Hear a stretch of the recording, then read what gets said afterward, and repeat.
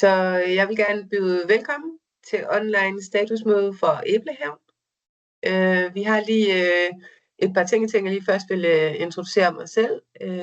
Jeg hedder Jeanette Ramgil. Nogle af jer kender mig måske, men det er mig, der arbejder i Bornholms Formidling. Så nogle af jer har sikkert talt med mig. Og så har vi Markus Persson med, som er direktør på Team Bornholm. Så det er os, der vil holde det her møde sammen med jer i dag. Vi har talt lidt om, at for det første vil vi lige nævne, at mødet det bliver optaget, og det gør vi sådan så, at hvis der er nogen, der ikke kunne deltage, at de har mulighed for at se optagelsen senere. Og så har vi tænkt lidt, at vi kunne godt tænke os, hvis man havde spørgsmål, at vi tog dem hen ad vejen. Så hvis I kigger op i den øverste menulinje, så er der ligesom sådan en hånd. Og hvis man så har noget at sige, så kan man trykke på den, og så kommer I til at blive spurgt i rækkefølge. Så jeg tænker egentlig, at vi vil gå i gang. Det her, det er agendaen for i dag, og vi har tænkt os at komme igennem, hvem laver hvad, udlejning 2025, markedsføring 2025, gæstefeedback, snitflader mellem visevært og rengøring, efterår og vinter 2025, og så slutter vi af med vores forventninger til 2026. Så ja. Men lad os kaste os ud i det. Som Jeanette siger, det er jo som hende, der har tegnet billedet i forhold til Bornholms Formidling.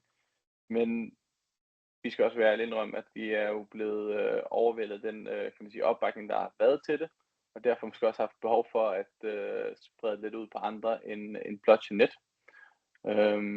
Derfor så er det også en oplagt mulighed for ligesom at vise over for jer, at der er mange andre end blot Jeanette, der også vil kunne hjælpe jer, hvis I måtte have brug for det.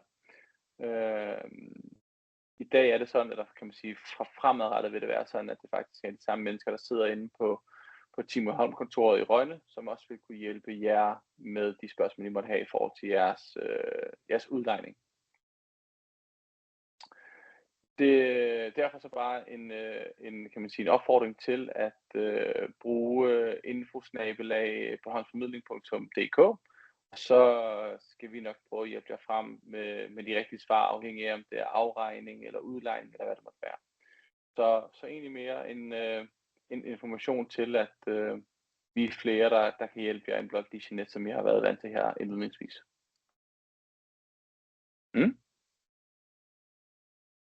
Ja, så er vi kommet lidt til udlejningen 2025. Og vi må jo sige, at vi er kommet godt, næsten igennem, kan vi vel sige, for der er jo stadigvæk en del bookinger, og vi kan se, at folk stadig har lyst til at komme til Bornholm, så der kan jo komme flere endnu. Men det har været en rigtig fin sæson, og en god sæson for Æblehaven.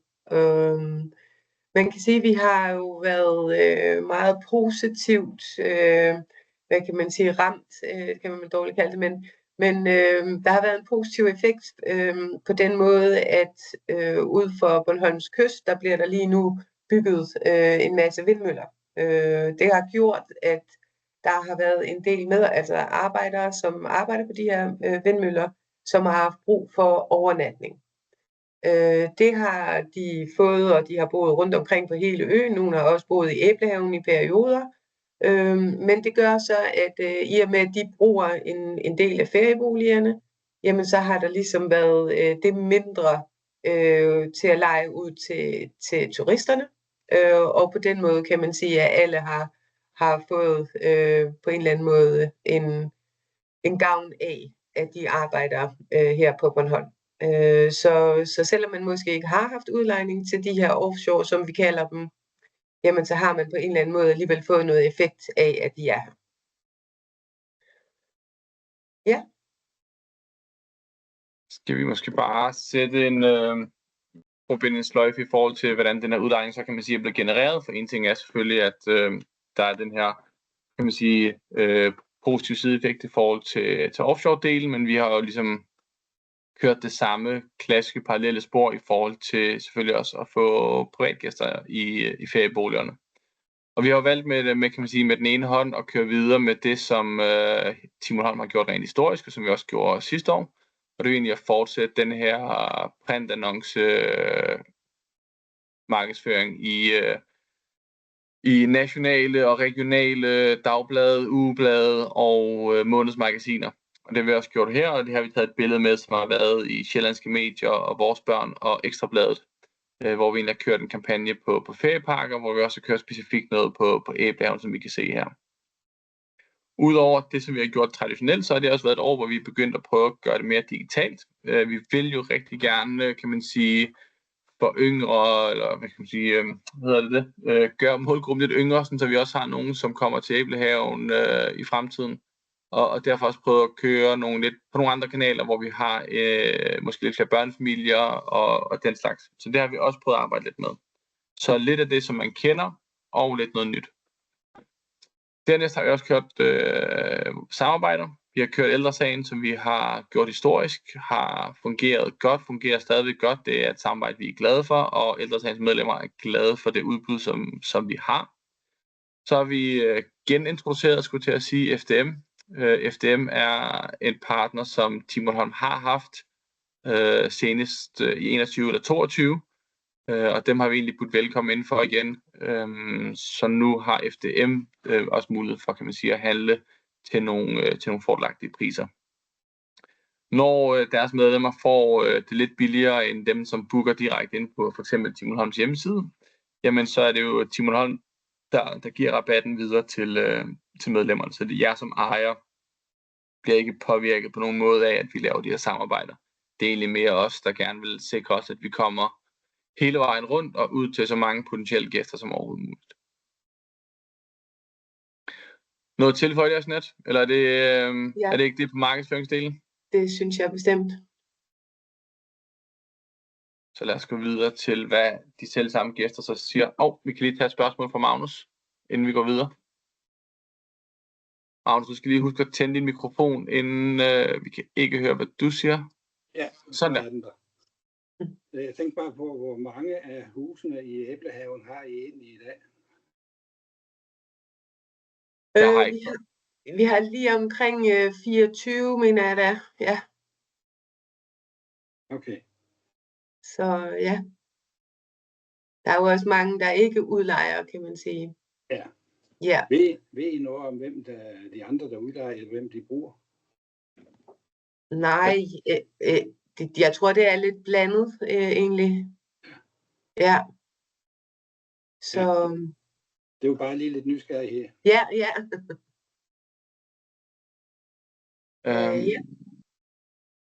Vi kører videre med den her. Ja. Vil du sætte internet? Ja. Jamen, når gæsterne har været på Bornholm, og så sender vi sådan set en gæstetilfredshedsundersøgelse til dem. Der har de mulighed for, ved at udfylde den her undersøgelse, så har de mulighed for også at vinde et gavekort. Den her gæstetilfredshedsundersøgelse, der skal man tilkendegive fra 1 til 5, altså hvor 1 er det laveste, og 5 er det højeste. Så hvis vi starter ved det første, der er det, altså det, der er blevet spurgt gæsterne om, det er, hvor stor sandsynlighed er der for, at du vil anbefale Æblehaven til andre. Og der er scoren på 3,9, så det ligger jo rigtig fint. Så har de scoret 3,8 på ferieboligen. Rengøringen giver de 3,9, og fællesområderne 4,2. Sammenligner vi med, hvad de har sagt om Team Bornholm, så den første, vi ser, der står der 4,5. Og det betyder, at her er gæsterne blevet spurgt om, hvor stor sandsynlighed er der for, at du vil anbefale Team Bornholm til andre. Så det ligger jo også rigtig fint. Bookingsprocessen har fået 4,4. Kundeservicen 4,5. Og den information, som der bliver sendt til gæsterne, både før, under og efter deres ophold, har fået 4,5. Så jeg synes ud fra det her, at Æblehaven ligger rigtig fint. Så det synes jeg er rigtig, rigtig godt. Per har et spørgsmål til det. Ja, undskyld Per. Vi kan desværre ikke høre dig, Per.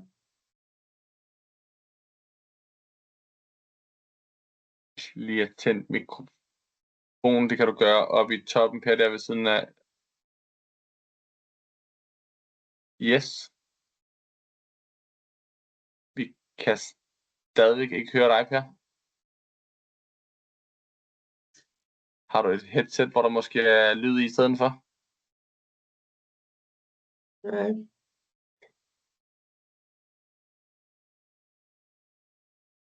Ellers så må vi måske komme lidt tilbage til det. Ja, desværre, Per. Vi kan ikke rigtig høre dig. Ja, sådan vil du... Ja, altså man kan sige, at her generelt, så synes vi, at hvis man ligger her, ligesom fællesområderne, som ligger på 4,2, det synes vi faktisk er rigtig fint. Vi plejer at sige egentlig, at hvis man ligger på 4, så er det rigtig godt. Og I ligger på 3,9, 3,8 og 3,9. Så det er jo meget tæt på, kan man sige, at vi synes, I er der, hvor I skal være. Men der er selvfølgelig en lille smule vej op. Så det, men meget tæt på. Vi kan også bare lige knytte en lille kommentar til fællesområderne. Ja. Det er jo ikke en hemmelighed i hvert fald. Vi havde i hvert fald lidt dialog med ejerforeningen i forbindelse med, når sæsonen startede op, var nogle gæster, som kan man sige, kommenterede lidt i forhold til, hvordan det så ud deroppe. Men ud fra den gæstefeedback, vi har fået her, så må vi sige, at det er blevet samlet op, og det er i hvert fald noget, som gæsterne synes ser godt ud. Så det er også, synes jeg også bare lige at anerkende i hvert fald den dialog, som vi har oplevet med ejerforeningen, har været virkelig god og konstruktiv. Så det synes jeg også bare, ja, det vil jeg bare lige tilføje, at det synes jeg er ekstremt positivt. Ja. Og også det, at der er blevet handlet hurtigt, kan man sige, så det er rigtig, rigtig fint. Ja. Rune har et spørgsmål. Ja, kan I høre mig? Ja. Yes. Godt. Jamen, de her score her, har I noget på, hvordan det tidligere har set ud? Nej, altså, det har vi ikke. Jeg har prøvet selvfølgelig at kigge, om der var noget, du ved, i arkiverne, vi kunne tilgå. Men jeg har ikke kunne finde noget sådan i Team Bornholm-regi, og jeg ved af god grund ikke, hvad de andre har gjort tidligere af den grund. Jeg ved jo, historisk har det været sådan fysisk spørgeskema, som har ligget ude i lejlighederne, som man har fyldt ud, og jeg antager næsten, at de er blevet arkiveret, eller makuleret måske i højere grad. Så jeg ved ikke, jeg har ikke fundet nogen samlede score på det, så derfor er det jo lidt år 1 på den her måde, hvor vi ligesom har vurderet, at jamen, 4 synes vi egentlig er rimeligt. Der er altid nogen, der vil være super glade, og men der er også altid nogen, hvor man ikke rigtig møder forventningerne. Men det er klart, Per, at næste år vil vi jo kunne sammenligne i højere grad. Er vi på niveau? Kravler det op? Kravler det ned? Så langt svar til et kort spørgsmål. Nej, vi ved ikke, hvad der har været tidligere. Okay, tak. Ja. Spørgeskema, der kommer også, kan man sige, med mulighed for nogle kommentarer.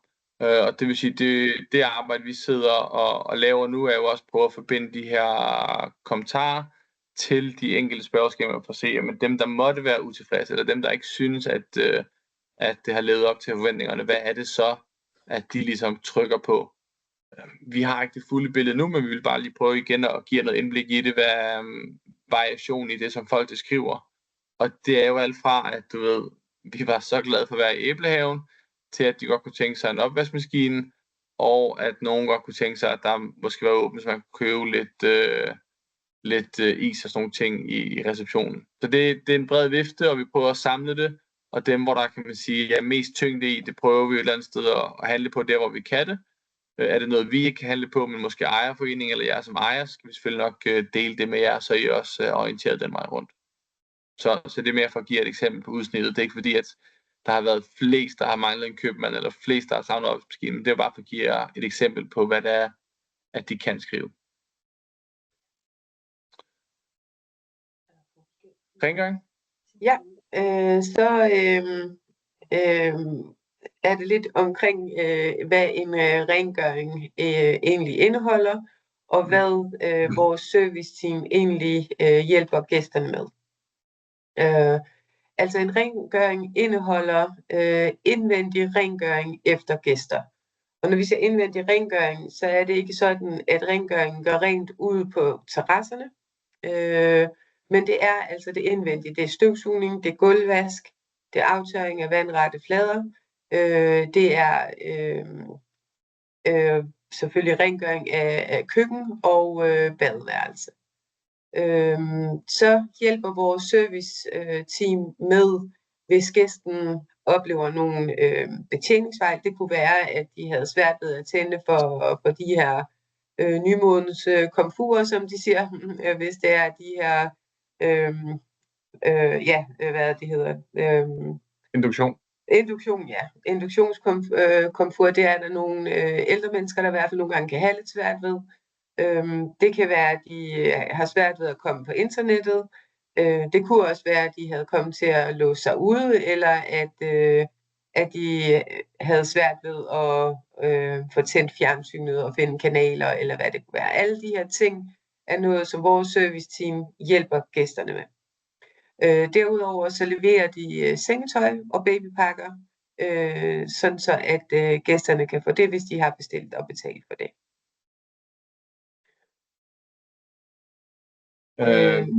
Det er måske også bare en kommentar til, som der også har været lidt fra gæsterne her, og måske det her med terrasserne, hvor snitfladerne ligger hen der.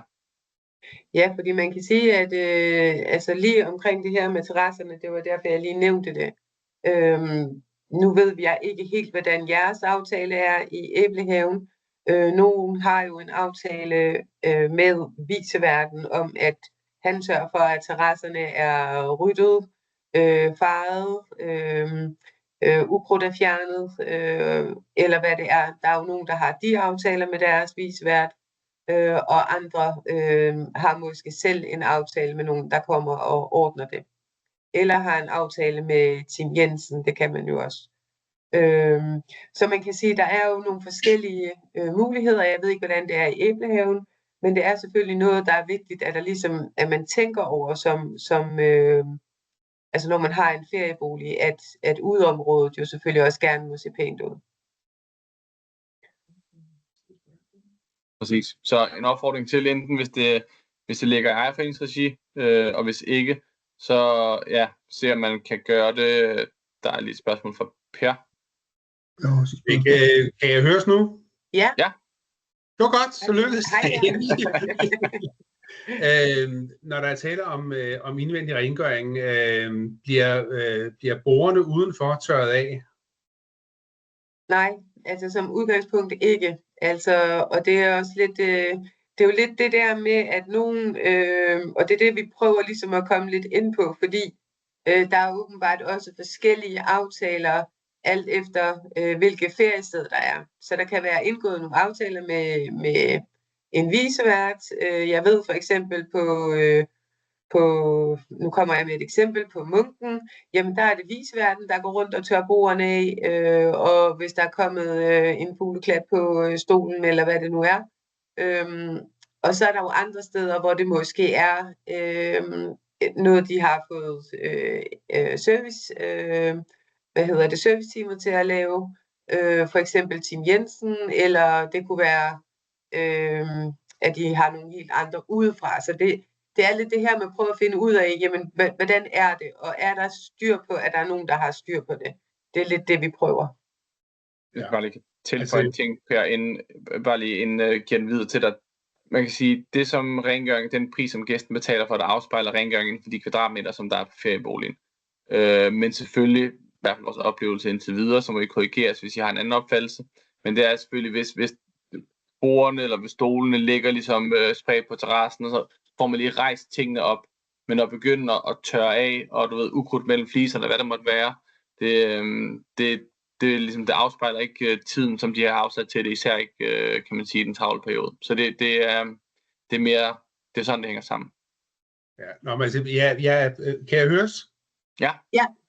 Nå, jeg er helt med på, at der ikke skal fjernes ukrudt mellem fliserne og den slags ting og sager, men så noget som at tørre bordet af, sådan så når gæsterne ankommer, at den fugleklat, som måske er landet 5 minutter før gæsten ankommer, at den også lige bliver fjernet.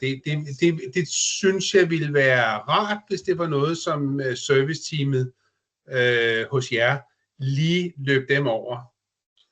Det kan også være madrester fra tidligere lejre og sådan noget.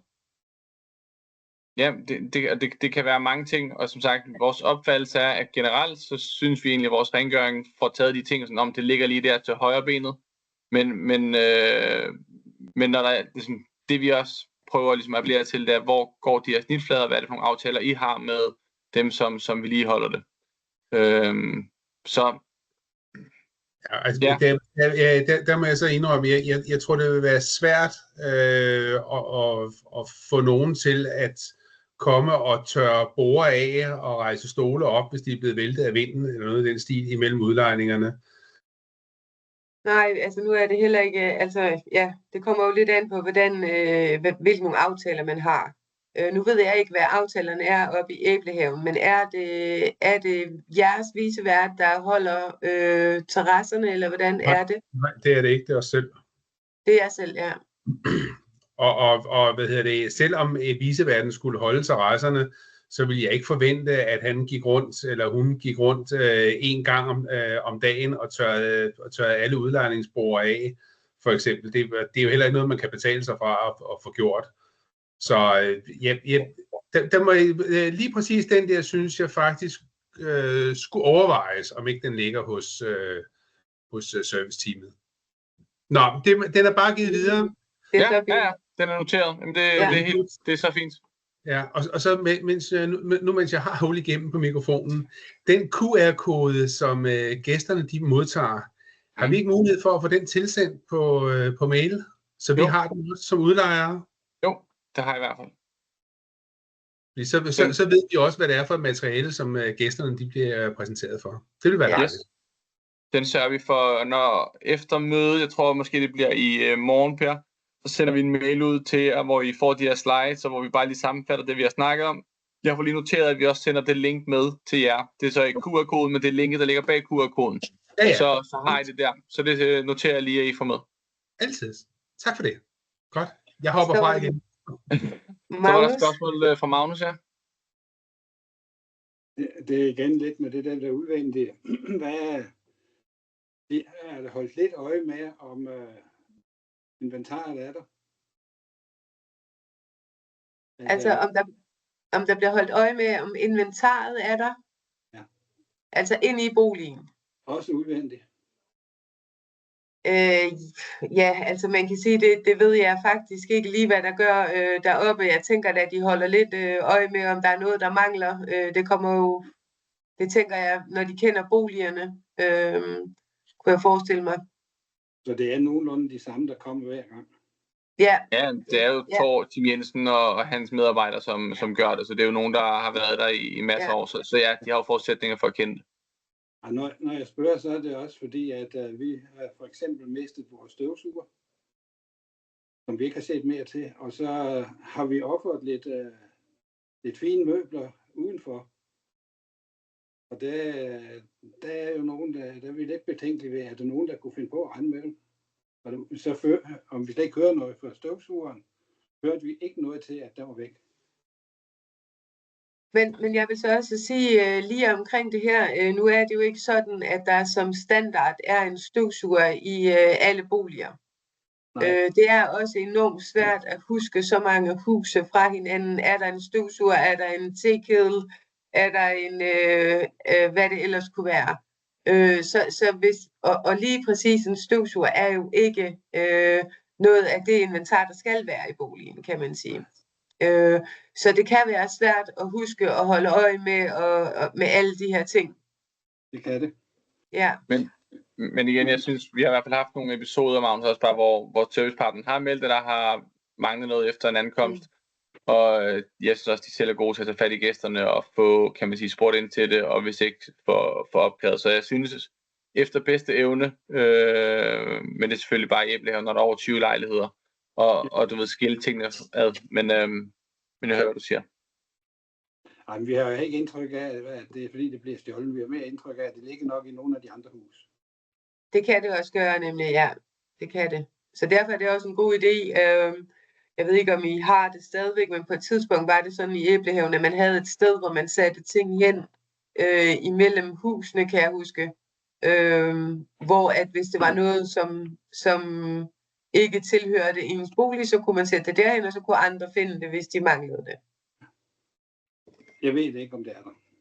Man kan sige, bare lige inden jeg giver ordet videre til dig, Per, så bare lige for i forlængelse af det, som du var inde på, Magnus, så er det noget, vi har hørt andre der sige også, du ved, bliver der flyttet ting rundt mellem lejligheder, der har vi en fornemmelse af, hvordan der vil ledes.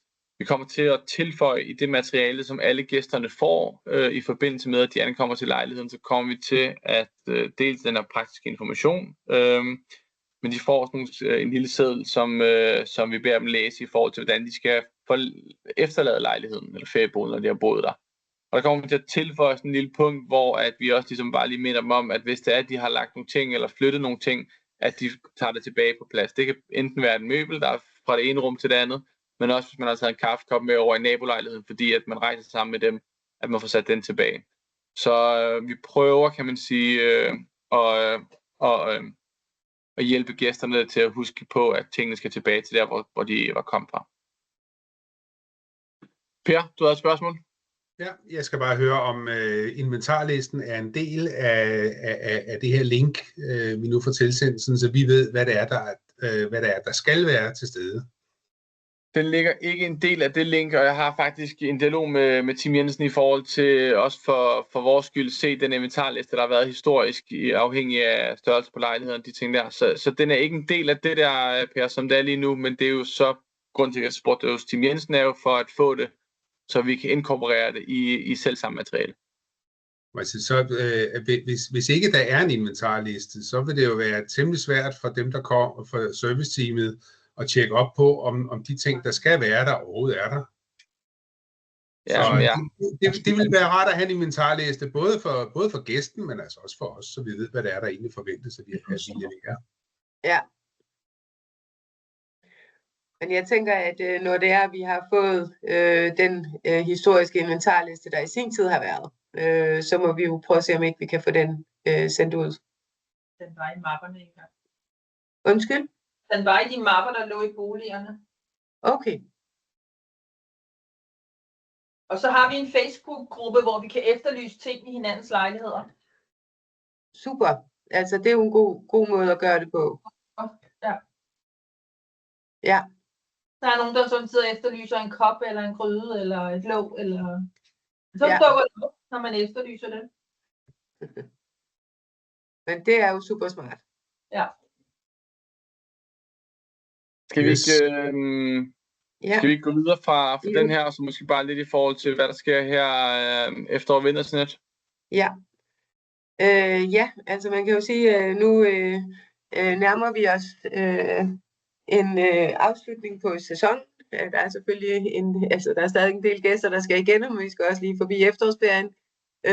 Men det, der kommer til at være derefter, det er jo, at boligerne skal gøres vinterklar.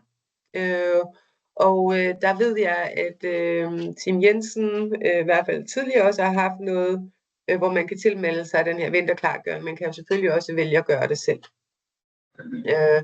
Vinterklargøringen er jo også, hvor man får sat sine havemøbler ind, men også hvor at man får skruet ned, sådan så der er frostfrit i boligen, eller hvordan man nu selv vil have det stående. Der er jo nogen, der vælger frostfrit, nogen vælger 10 grader, det er jo op til en selv. Så er efter her vinteren, så starter man jo, kan man sige, igen, og der er det jo forårsklargøringen, der er det store, man skal i gang med der i starten af året. Og der kunne vi godt tænke os, at de her forårsklargøringer bliver gjort meget grundigt. Og grunden til, at vi siger det, det er, fordi vi kan se, at de steder, hvor der har været foretaget en grundig forårsklargøring, jamen der kan rengøringen holde i længere tid, før det ligesom begynder at blive lidt træt. Og når jeg siger rengøring, så er det den almindelige rengøring, der foregår imellem skiftene. Vi kommer til at lave et ark, hvor det er muligt at ligesom krydse af efterhånden, som man kommer igennem, men med alt, hvad det er, der skal foretages på sådan en rengøring. En forårsklargøring. Så det sender vi ud til jer, sammen med også en videofilm, som vi kommer til at optage med nogle tips og gode idéer til, hvordan man kan gøre de her ting. Mm-hmm. Ja. Så kommer jeg også til at, kan man sige, gennemgå ferieboligerne. Det har vi jo naturligt også ikke haft mulighed for tidligere. Men det kommer vi til at gøre her, når udlejningssæsonen går på held. Så det bliver sammen med Tim Jensen, som så kender ferieboligerne. Kommer vi til at gå dem igennem rum for rum, og kan man sige, sikre os, at de holder den standard, som både vi og gæsterne gerne vil have, de skal, og som jeg også tænker, I gerne vil. Og på baggrund af det, så sender vi en individuel mail med, hvad det er, vi har set, og hvis der måtte være anbefalinger til vedligehold, maling, eller hvad det nu kunne være. Og det har vi som sagt ikke gjort før, men ved, at det blev gjort tidligere i Team Holm Regi, og det er egentlig noget, som vi ser frem til i forhold til at også bare at få tid og mulighed for at kunne kigge ind i de her ferieboliger, når det nu har været den travle udlejning, det har været. Så det er noget, vi kommer til at gøre, og I hører fra os, når kan man sige, den har været foretaget, og det vil være i oktober, måske også sandsynligt bliver november, at I får, kan man sige, den evaluering eller gennemgang af jeres respektive boliger. Der vil vi også kigge på de her spørgeskemaundersøgelser, vi har fået fra gæsterne, og se om vi kan identificere, hvad det er for nogle ferieboliger, de respektive gæster har boet i, for så også at se, hvad er det for en specifik tilkendegivelse, gæsterne har givet, når de har boet i den ene eller anden eller tredje lejlighed. Så den får jeg også lov til at fordele i hver især. Så kommer vi også til at til jer, i og med det er vores første år, sende jer en spørgeskemaundersøgelse, hvor I forhåbentlig bare har lyst til at bruge 2 minutter på ligesom at fortælle os, hvad der har været godt og skidt ved det her. Alt fra udlejning til ejerportal eller nyhedsbrev, eller hvad det måtte være, således at vi også har mulighed for at tilpasse lidt tingene, allerede lidt som bare vi har talt om i dag. Så det er også noget, som I vil se i jeres indbakke inden for et par uger. Det tror jeg er sådan lidt i forhold til 25. Jeanette, skal vi ikke hoppe ind i forhold til 26? Jo. Og i forbindelse med, at vi skal til at starte op på sæson 2026, vi er jo så småt begyndt nu her med at få lagt priser og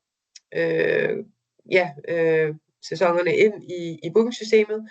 Men vi har så også lige en lille opfordring, som går på, at der er simpelthen så mange af vores gæster, som har anskaffet sig hund. Så der er simpelthen så mange, der gerne vil rejse med deres hund, og de vil også gerne bo i Æblehave.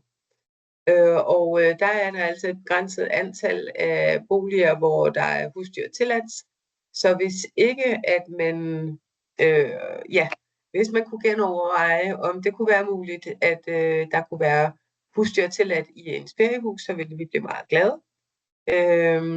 Jeg vil lige sige, at gæsterne betaler faktisk et ekstra tillæg, når det er, når de medbringer deres hund. Det tillæg, det er et ekstra tillæg for rengøringen, og jeg synes altså, at det går rigtig, rigtig godt med de her hunde, og jeg synes ikke, at vi har problemer med de gæster, der rejser med hund.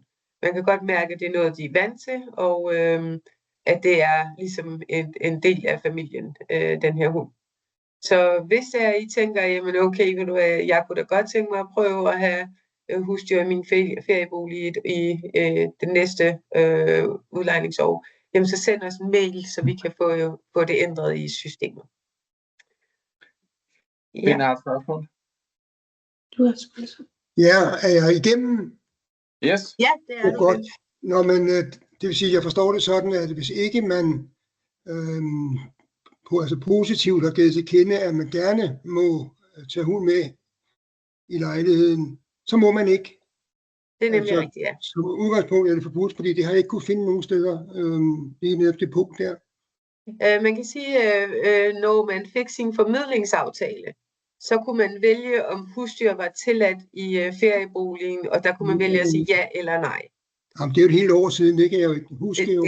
Det er så fint, men det kan vi jo tale om, hvis det er. Et andet spørgsmål omkring det der, det er, har I erfaring for, at hvad skal man sige, at mange fravælger huse, hvor der har været husdyr? Altså, nej, overhovedet ikke. Altså, vi har altså flere gæster, der spørger, om de kan have husdyr med, altså hund, end vi har gæster, der er allergiske. Det er simpelthen så få, der henvender sig angående det. Ja. Okay, ja. Tak. Og man kan også sige sådan, at i forlængelse med kan man sige, appellen til hund, så er det vel egentlig også altså, præcis det samme med skoler. Jeg tror egentlig, vi har haft fuldt booket med skoler i de hus, som har tilladt det i visse perioder her i år.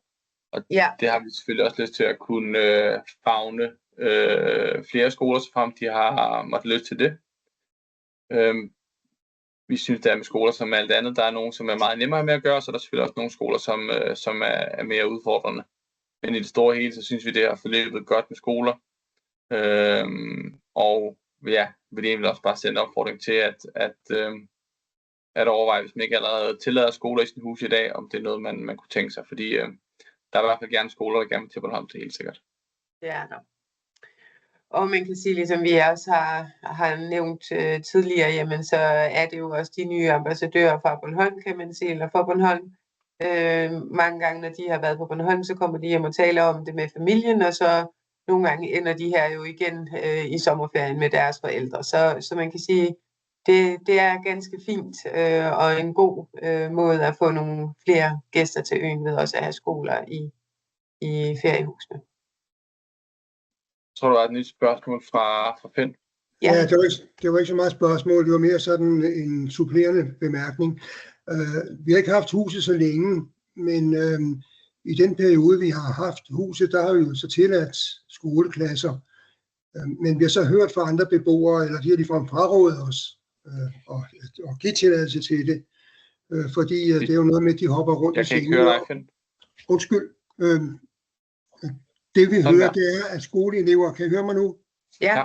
Ja, at skoleelever springer rundt i senge, eller hopper ud af vinduer, eller hænger i lamper og sådan noget. Tabte vi dig igen. Jeg kan godt høre ham. Det var ærgerligt.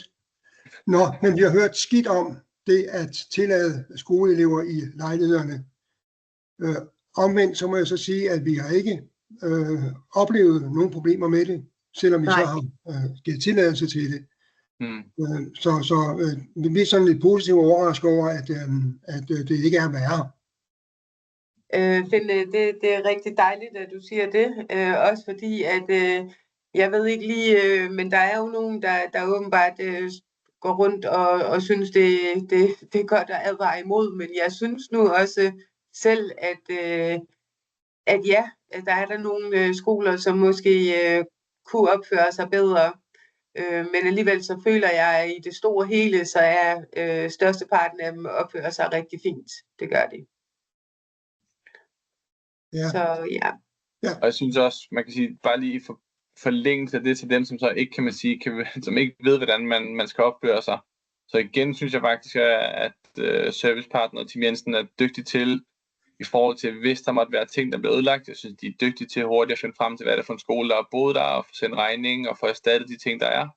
Og igen vil jeg også bare lige fremhæve, kan man sige, dialogen med ejerforeningen Æblehaven. Vi har egentlig lavet et sæt husregler, som vi fra det kommende udlejningsår kommer til at putte med ind til alle de skoler, der booker. Der bliver faktisk en del af deres lejebetingelser, at de skal bekræfte de her bookingvilkår, eller de her husregler.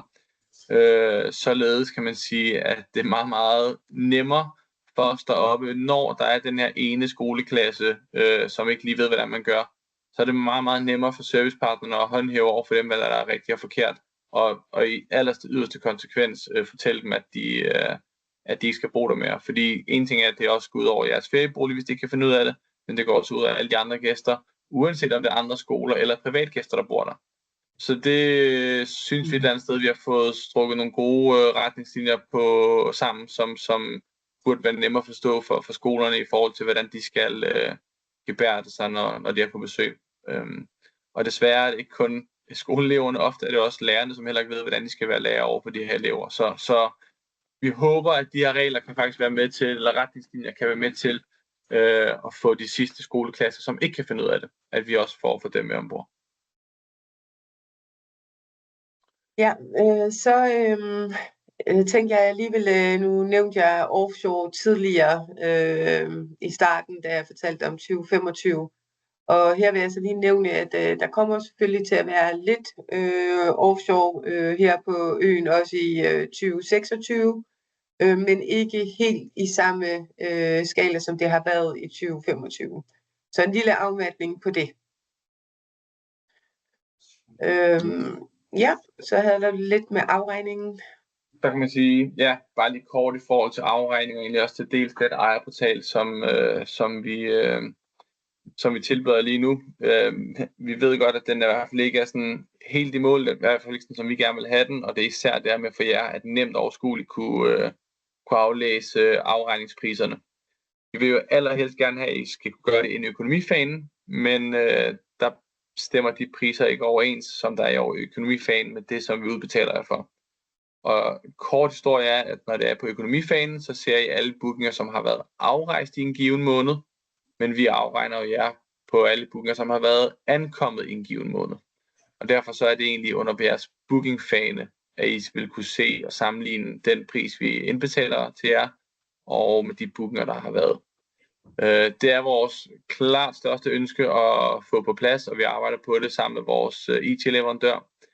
Men det vil jeg egentlig bare lige igen understrege for jer, at I ved, at det er noget, vi arbejder på og håber på at kunne komme på plads med. Så er der priser, og næste år skal vi ikke starte med 26, men vi kommer også til at snakke lidt 27, men tag du 26 først, Jeanette. Ja. Men som sagt, så er vi jo sådan lidt klar nu her med at få, eller vi har i hvert fald fået lavet priserne klar til og de er lagt ind, og nu er vi ved at være der, hvor vi skal have booket alle gæsterne ind til 2026, inden at vi åbner op for alle de andre gæster. Og så kan man så sige, at vi forventer egentlig, at vi får et år, der ligner meget 2025. Umiddelbart så tror jeg, at vi med de tiltag, vi har, og med de nye samarbejder, vi har, at vi kommer til at lande meget på niveau, som det er, eller som vi ender her i 2025. Så det er egentlig vores tanker omkring, hvordan 2026 kommer til at være. Så kan man tilføje, det er så 26, men en ting, som vi også har kunne se her på, vi har lavet en ny hjemmeside, men den ligner stadig rigtig meget den gamle Team Holm side, men tingene bagved har forandret sig en hel del. Og noget af det, vi kan se, som gæsterne faktisk ret tidligt om året leder efter, det er faktisk priser til det næste år. Det er ikke nødvendigvis, fordi de vil booke ekstremt tidligt, men vi kan bare se, at der er et mønster, hvor gæsterne, kan man sige, er ankommet i for eksempel Æblehaven, synes, der er rart at være, og måske overveje, om de skulle tage familien med, eller svigerbørn, eller hvad det måtte være, og derfor er nysgerrig på, hvad koster det selv samme feriehus eller feriested samme periode næste år, eller hvis de skulle komme tilbage i sommerferien 27 i stedet for påske osv. Så vi sidder lidt og arbejder på, hvordan kunne man gøre det her på en god måde over for gæsterne, så de langt tidligere kan se, hvad det koster, og hvorvidt der er ledigt i det næste ferieår, men selvfølgelig også, så det flugter med de rammer og retningslinjer, som vi har i forhold til vores formidlingsaftale. Jeg håber og tror, at vi finder en løsning her i slutningen af året, og så kommer vi til at sende det rundt til jer, således I også bare har indsigten i forhold til, hvordan vi arbejder med det. Fordi vi synes, at det er, som sagt, jeg er ikke bange for, at vi går glip af nogle bookinger lige der, men jeg er bange for, at de begynder at kigge nogle andre steder, hvis det er, at de ikke lige kan finde Æblehaven til det år. Så det er det, der er baggrund for at ændre det. Så kan vi tage lidt tendenser. Jeg kan måske bare fortsætte i den dur, så kan du supplere efterfølgende, men lidt i forlængelse der med, at folk gerne leder information langt tidligere, men vi kan faktisk se, at folk de venter med at booke til langt senere. Det vil sige, at vi kan se, at der kommer et kortere afstand fra, at de booker til det reelt ankommer. Det er ikke kun det, vi har kunne se i år, men det er ligesom også en tendens, der er generelt på feriehusmarkedet og Bornholm som feriedestination. Så det er også bare ekstremt vigtigt for jer. I har med, at man sagtens kan forestille sig, at der lidt et stykke hen i sæsonen kan se tomt ud i kalenderen, men at det så kommer, det er i hvert fald det, der er vores klare indtryk, som det er lige nu. Derudover, i forhold til 26 og tendenser, så kommer vi også til at løfte blikket lidt rent geografisk, når det kommer til afsætning og markedsføring. Team Bornholm har historisk og også i år fokuseret på det, som man har været god til, og det er det danske marked, og fået rigtig mange danske turister til at komme til Bornholm og Æbelhaven i særdeleshed. Vi synes jo, det er oplagt at få nogle flere svensker herover. Det er et nærmarked. Jeg synes også, at valutaen begynder at ligne noget, der måske kunne gøre det interessant for svenskerne at komme tilbage, uden at de føler sig flået. Og det samme med tyskerne nu, når vi har færgen fra Sassnitz. Så det er de to oplagte nærmarkeder, som vi selvfølgelig også vil prøve at se, om vi kan gøre endnu bedre, end man har gjort historisk i Team Bornholm-regi.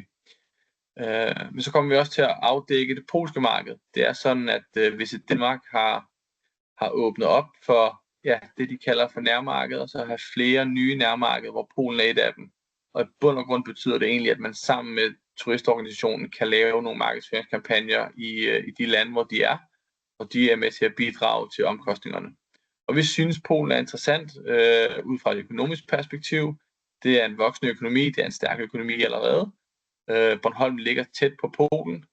De skal ikke hele vejen over til kan man sige, grænsen til Jylland. De kan bare stoppe ved Sassnitz og tage færgen op til Bornholm. Så vi synes, der er nogle spændende ting med det polske marked, og vi kan allerede se, at der faktisk er en del biler herovre, der kører rundt med polske nummerplader. Så det er noget af det, vi kommer til at kigge nærmere ind på i løbet af 26. Og så kan man sige, på grund til, at vi gør det, desto større efterspørgsel der er på ferieboligerne, jamen så kan vi hæve priserne, og i sidste ende kan få en bedre udlejning. Så det er lidt bevæggrunde for, at vi løfter blikket lidt. Har du noget tilføjelse til tendenserne? Nej, jeg tænker, at jeg er enig med dig der. Så er det Per. Per har et spørgsmål, ja. Ja, med hensyn til det med, at gæsterne går ind og ser på året efter, altså i 25 tidligt på året går ind og tænker på 2026. Allerede nu, så har I jo mulighed for, ifølge vores kontrakter, at gå ind og... Hvad tænker du med? Kan du høre mig? Ja. Ja. Allerede nu har I jo mulighed for at gå ind og lade gæsterne booke fra 1. i 6.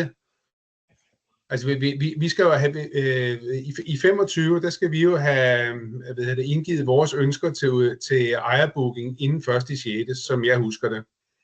Ja. Arbejder I på, at det skal være endnu tidligere nu? Jeg tror i hvert fald, vi vil, kan man sige, også i samråd med jer, finde ud af, hvad du kunne lade sig gøre. Det kan jo sagtens være, altså, for at svare på et spørgsmål, ja, det tror jeg faktisk, vi vil, Per.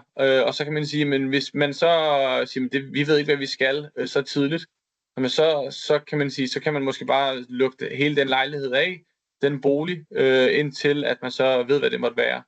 Jeg har ikke det endelige svar endnu, men det er egentlig mere for at vise Per muligheden, som jeg synes, at vi går glip af lige nu. Det er jo ikke noget problem at skulle gøre det som sådan. Vi kan jo bare booke ekstra ind, som ejerbooking, hvis det endelig er, og så åbne senere. Vi skal bare vide det, hvis det er det, der er... Ja, det lover jeg. Og det lover jeg, og det er også derfor, vi har den her snak nu, så I ved, hvad det er, vi går og tænker. Og når vi ved specifikt, hvordan vi kommer til at gøre det, eller ønsker at gøre det, så bliver I orienteret også, så I kan få den adgang til jeres feriebolig, som I ønsker. Selvfølgelig. Altså, ingen tvivl om det. Dejligt. Det sidste punkt, som vi har på agendaen, det er egentlig koglemærket. Siden 1. januar i år har Bornholms Formidling og Team Bornholm været medlemmer i brancheforeningen for feriehusudlejere. Og det er den brancheforening, som har etableret en mærkeordning, der hedder koglemærket, som i brancheforeningens øjne skal løse 2 udfordringer. Det ene er, at man gerne vil sikre, at ferieboligejere de renoverer energivenligt og hensigt til klima. Men anden også, at man har et publikum, som begynder at rejse efter nogle steder geografisk og overnatningsmæssigt, som afspejler, at man har valgt nogle klimavenlige løsninger. Det vil sige, det er ikke os, der går ind og vurderer, om man har gjort det eller ej. Det er egentlig brancheforeningen, som gør det. Det er ikke noget, vi eller brancheforeningen kræver, men det er en mulighed, man stiller til rådighed for husejere, som er med i en udlejningsvirksomhed, som er medlem i brancheforeningen. Den kommer i 3 niveauer, bronze, sølv og guld, og vi kommer til på vores hjemmeside her i løbet af efteråret at dele information omkring koglemærket, og så kan man sige dele kontaktinformation, hvis det er noget, man gerne vil arbejde videre med. Fordi som sagt, det er ikke noget, som vi faciliterer. Det er noget, som brancheforeninger og en tredjepart gør, og har selvfølgelig nogle klare retningslinjer for, hvad det kræver for at imødekomme de krav, som de stiller. Det er ud fra med Bornholms formidlingskasketten. Med Team Bornholm-kasketten, så kigger vi selvfølgelig også på, jamen hvis der måtte komme ferieboligejere, som gerne vil arbejde med koglemærket, så skal vi selvfølgelig også på vores salgsside kunne præsentere de huse, som måtte have et koglemærke. Og det er jo ikke noget, vi har i dag overhovedet. Så det er 2 parallelle spor, vi kommer til at arbejde med, kan man sige, i løbet af 2026. Yes. Magnus?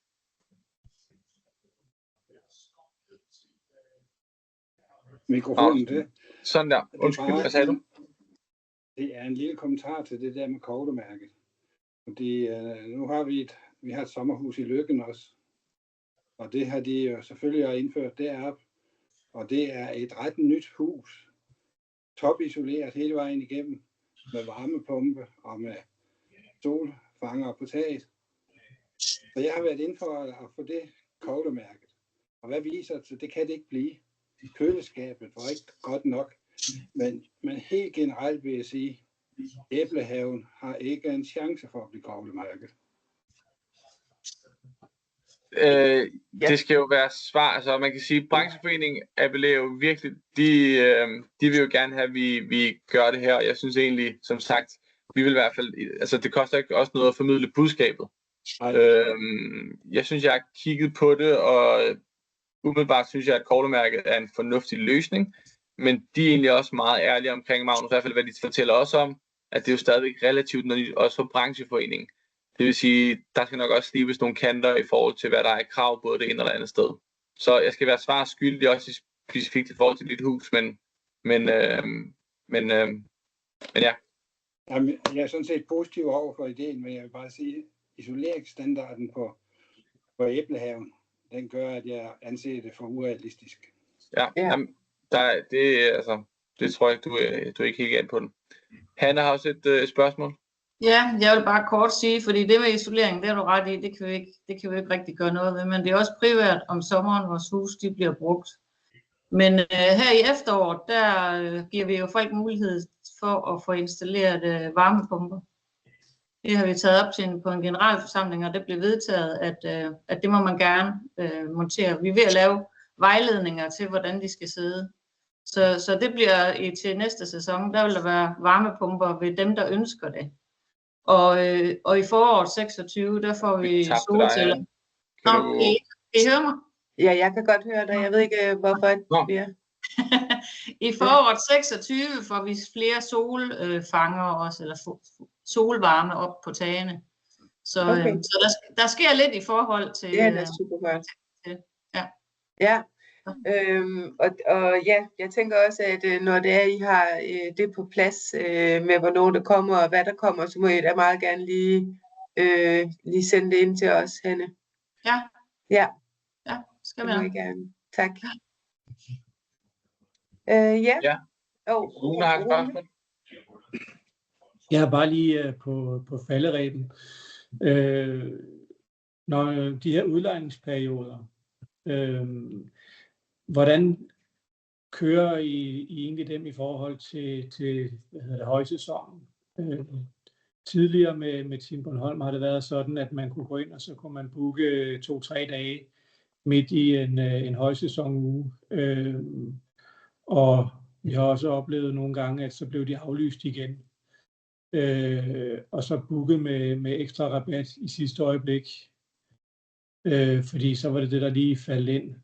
Har I nogle holdninger til, hvordan der var ledes der?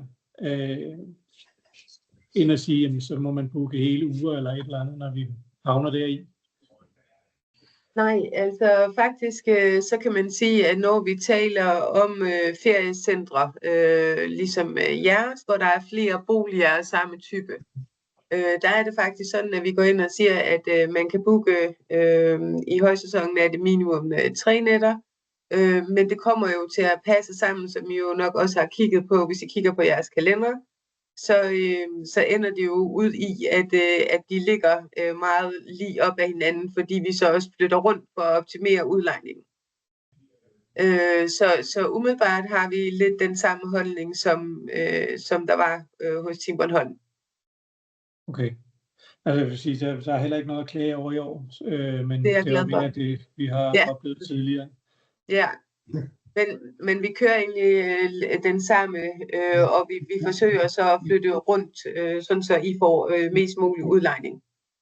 Okay, og hvordan er det, når, altså fordi der er jo noget med tidligere også, der hvis gæsterne har, afbestilt, så har det været sådan, at så fik vi stadigvæk lejeprisen. Men så har der så været, eller så den anden del her, så har vi så nogle gange oplevet, at så i sidste øjeblik, så er det blevet udlejet alligevel, men med ekstra meget rabat. Og det vil sige, så får vi så mindre, end hvad vi ellers ville have fået.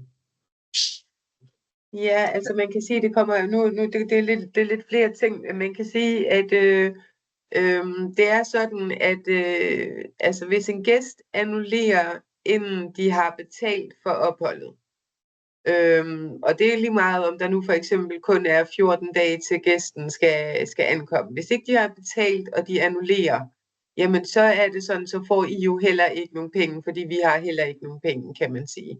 Ja. Ellers så hedder det så, at hvis en gæst har betalt for opholdet, og der er mindre end 30 dage til ankomst, jamen så, og de annullerer opholdet, jamen så får I jeres penge for opholdet. Okay. Ja, jamen, og det var jo også det, der hed sig med Team Bornholm. Det vi bare oplevede et par gange, det var, at så blev det lejet ud alligevel. Men til en ekstra billig penge, og så fik man kun den ekstra billige i stedet for den anden. Men jeg tror ikke, jeg forstår, hvad du siger. Jamen det kan jo også sagtens... Bare tage et eksempel. Hvis vi har en udlejning på 3 dage i højsæsonen til, at vi vil have fået, lad os sige, 4.000 for det. Gæsten har betalt, og de afbestiller, jamen så står vi stadigvæk til at få 4.000. Ja. Nu er der jo så ledigt, og så nogle dage før, så bliver det lejet ud til ekstra billigt, fordi det er en sidste øjebliks ting, og så står vi måske kun til at få 2.000. Men I og så har vi kun fået udbetalt 2.000 i stedet for de 4.000. Det tænker jeg nu ikke normalt ville være sådan. Nu kan jeg ikke sige, hvad det er for en specielt sag, du taler om. Fordi normalt ville det have været sådan, at hvis I får man får jo en besked, en mail, hvis det er, at man har en sygdomsannullering. Lad os sige, det er derfor gæsten ikke kommer. Så får man en mail med det beløb, som man skulle have haft modtaget. Der står så, at man vil stadig få udbetalt, lad os bare sige 2.000. Så kan man så sige, så er det stadigvæk Team Bornholms ansvar at forsøge at genudleje det, som der lige er blevet annulleret. Og det er et ansvar, de har grundet forsikringen, så de skal forsøge, altså fordi de er altså den her sygdomsforsikring, så de skal forsøge at genudleje det, som gæsten har annulleret. Lad os sige, at de udlejer det til en billigere pris. Lad os sige, at de udlejer til 1.000 kroner. Jamen så får I stadigvæk de 2.000. Men I får ikke også de 1.000 kroner, som der er udlejet for. Så man kan sige, I vil stadig få det, I skulle have haft hele tiden.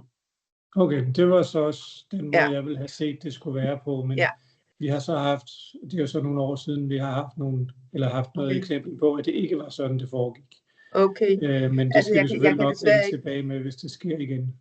Ja, det må jeg endelig, fordi det er i hvert fald sådan, det skal være, hvis det er en sygdomsannullering. Okay, super. Ja. Tak. Det var så lidt. Finn har et spørgsmål. Nå ja, lige for at vende tilbage til det, der blev talt om i starten. En spurgte, hvor mange huse, der bliver udlejet gennem Bornholms Formidling, og jeg tror, svaret var 24. Jeg har det indtryk, at mange ikke nåede at flytte fra Danscenter inden fristens udløb på et tidspunkt. Ved I noget om der er nogen på vej fra Danscenter til Bornholms Formidling? Det handler om at få så mange som muligt over til os, ikke? Ja, og det har du ganske ret i. Jeg kan lige prøve at se, hvor mange der er på vej. Kan du stadig høre mig? Ja, sagtens. Ja. Jeg kan lige prøve at se, hvor mange der er på vej. Jeg kan ikke lige helt huske det, men jeg mener, det er en 3-4 stykker faktisk. Lad os lige prøve at se. Okay. Jeg skal lige se her. Ja, der er 1, 2, 3 nye på vej der. 4, skal vi se her. Nej, der er 3 nye på vej. Okay. Er der noget med, at det er omkring 50 huse, der udlejes? Det har det i hvert fald været tidligere, ja, lige omkring de 50, og nu skal jeg lige prøve at tælle op, hvor mange der er, så hvis du lige giver mig 2 sekunder, prøv lige at tælle op.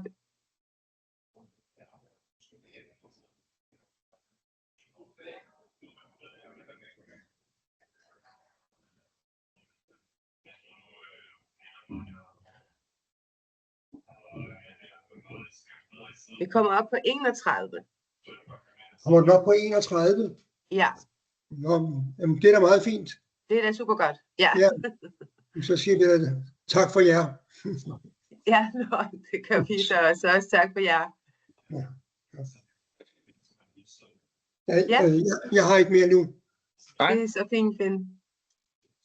Jamen, vi har heller ikke mere. Vi sender som sagt det her til jer, og videoklippet, og lige en kort sammenfatning, og inkluderer også praktisk info, linket, så I kan læse med der. Og ellers så bliv endelig ved. I er super dygtige til at give os tilkendegive, når der er ting, som ikke rigtig virker, eller vi kan gøre bedre, så bliv endelig ved med det. Og så vil jeg bare sige tak for det. Per har lige et spørgsmål på falderebet. Ja, når I nu udsender information, når I nu engang får lavet det her husregelsæt, som skal udsendes til skolerne, så vil vi også gerne lige se, hvordan det ser ud. Det kunne måske være med til at flytte noget. Det skal ikke sige det.